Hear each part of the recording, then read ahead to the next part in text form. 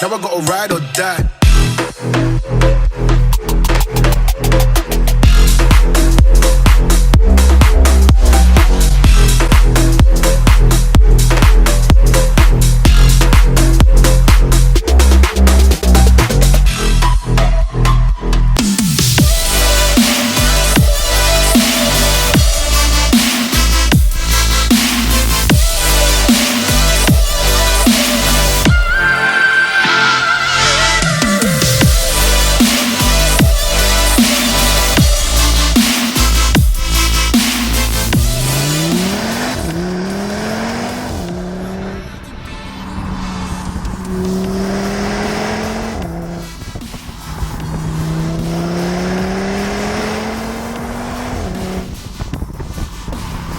So guys, welcome back to the channel. Today you join me from the driver's seat of 2014 RSQ3. Now, being an 8P RS3 owner a couple of years ago now, this is sort of the same generation Audi. It's got the same 2.5 litre turbocharged 5-cylinder up front, but it's a lot more family orientated. It's a practical vehicle, this. So today we're going to find out from a 8P RS3 owner's perspective what this is like to maybe migrate into once you've had your hot hatches and you want to get into something slightly bigger, or you just want to buy one of these and you want to own it. Let's go and see what this thing's like down some B roads, see how good it is and if it deserves to wear the RS branding on the back. But make sure you like this video, subscribe to the channel if you haven't, but onwards to the B roads.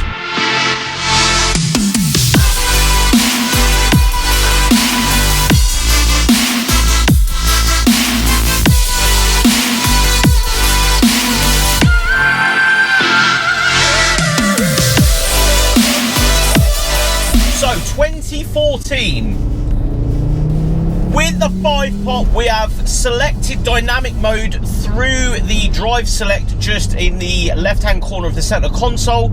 Something, again, the RS3s came with, and you can cycle through from auto to comfort to dynamic. Today we're choosing dynamic. Slightly stiffens the car up, not necessarily suspension-wise, but you feel it in the steering, you feel it in the way the car drives, especially through the throttle. Now, something that plagued RS3s of the time, and Chris Harris will be very, very on point here to tell you that this car and maybe this generation of Audi pushed forward into a corner quite a lot. This should be the worst of the bunch then. It should want to push so hard into corners and understeer, but on road I can't really feel it. So as an owner's point of view, straight away, what you're buying, an RS branded car, it acts like an RS3 in a sense.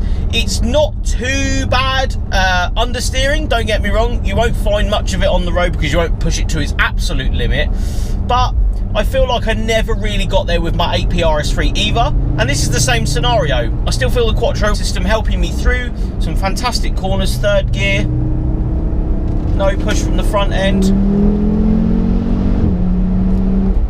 And do you know what? Shifts. We'll get on to shifts. The shifting, I always thought was lacking when I bought my RS3. Today, this one feels actually quite sprightly. It hasn't had anything done to this car. It's a completely unmolested, unmodified version of an RSQ3. But the paddles, you know, the way it changes gear is actually completely different to my RS3, if I'm honest. It feels a lot faster than I remember. So 2.5 litre 5-pot up front, producing a 309 brake horsepower in this generation because it is a pre-facelift with 420 newton meters of torque. So it's actually 80 kilos heavier, this car, than an RS3 8P. It's 29 brake horsepower less in the power department. To be fair, yes, you might feel the weight if you're really on it, but I don't really feel the power today, considering, again, we're on road, we're using this, you know, as we would use it, not to its limit.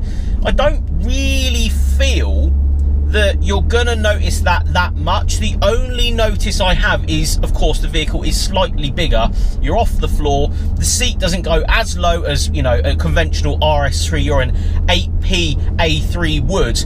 And I feel like that's what you're buying though. It's easy to get in and out of this thing. You're higher up, you can see right round the car. I don't feel that's like a drawback, because that's why you're buying this vehicle. You know, it's a mid-size SUV, and I don't feel that's a drawback. I feel like that's what you're actually buying. Otherwise, you'd just go and buy a hot hatch like an RS3. So yeah, main competitors at the time, because there was no hot mid-size SUVs at the time, were the Range Rover Evoque, which isn't a comparison to this whatsoever, and the BMW X1, which again is zero comparison to this whatsoever. So at the time when this car came out, so pre-facelift, it actually dominated the market in this sense, because there wasn't anything like it. There wasn't something as hot as this and as small as this. Yes, not a hot hatch, but not a full-size SUV. And of course, pre-facelift, you know, goes into facelift, and we got the GLA 45, which was, you know, a very good comparison to this car at the time. But if you're looking in the market, these, and from an ownership point of view, because we're really going to get into that now, you actually buying one of these, 13, 14 grand, I've seen these kicking around for. Don't buy that car, it will be ruined. It'll have high mileage. These are expensive to keep on the road. You know, any RS product is, but brakes, consumables like servicing, tyres, it will set you back. So if you are buying a cheap one of these, be prepared for some, not hefty bills, but bills you just don't want. So what I would do, which is what the owner of this RSQ3 did, this is a lady-driven RSQ3, point that out as well. She actually went and sourced a nicer one with lower mileage and with specs that she wanted, like the proper Bose sound system. So really, really nice. Got sub in the boot, absolutely fantastically loud this sound system is. Pan roof, which will whip that open. Lovely thing to have. The RS's, the RS3s did not come with that option, unfortunately, so it's really nice to have that in this car. And in this black paint, I think the black with the black Audi rotors sets this car off down to the ground. It makes it look really, really mean. And again, this car goes under the radar. Not a lot of people know what these are, and I feel like not a lot of people would ever know what they are, because there isn't enough of them around. This has the 5-pot from the RS3 in it. It has got a flat bottom steering wheel. It's got Bose sound system, carbon fibre in it, comfy seats, loads of room, space for kids, prams, everything under the sun. So the migration from, you know, a hot hatch like I had into this, it isn't actually as daunting as you think it's going to be. In fact,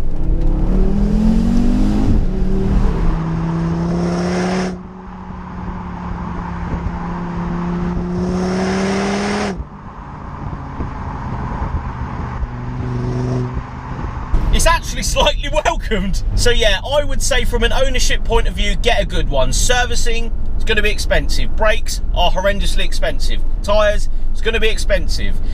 Please take that in mind when buying any performance product. They all cost loads of money, or at least more money than normal, to keep on the road. This also has lane assist, so it's, you know, tells you you're in lane. On this shoot today, we've been you know, doing some B-road bashing, some town stuff.